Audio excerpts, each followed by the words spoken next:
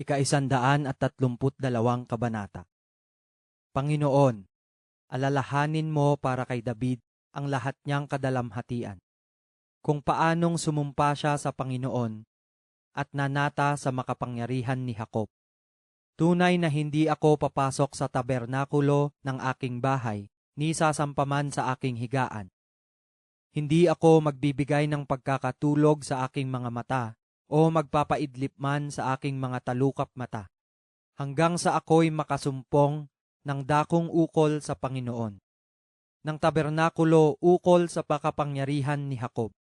Narito, narinig namin sa Efrata, aming nasumpungan sa mga parang ng gubat. Kami ay magsisipasok sa kanyang tabernakulo.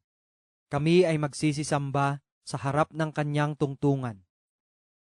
Bumangon ka, O Panginoon, sa iyong pahingahang dako, ikaw at ang kaban ng iyong kalakasan. Magsipagsuot ang iyong mga saserdote ng katuwiran, at magsihiyaw ang iyong mga banal dahil sa kagalakan.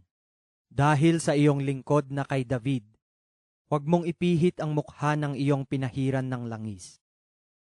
Ang Panginoon ay sumumpa kay David sa katotohanan. Hindi niya babaligtarin. Ang bunga ng iyong katawan ay aking ilalagay sa iyong luklukan, kung iingatan ng iyong mga anak ang aking tipan.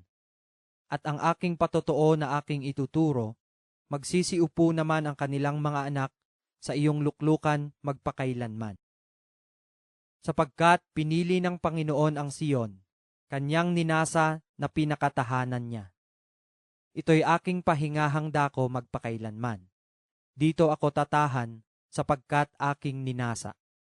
Aking pagpapalain siyang sagana sa pagkain. Aking bubusugin ng pagkain ang kanyang dukha.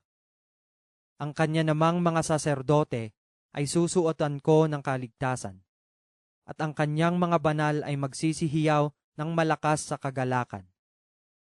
Dooy aking pamumukuhin ang sungay ni David. Aking ipinaghanda ng ilawan ang aking pinahiran ng langis. Ang kanyang mga kaaway ay susuotan ko ng kahihiyan, ngunit sa kanya'y mamumulaklak ang kanyang putong.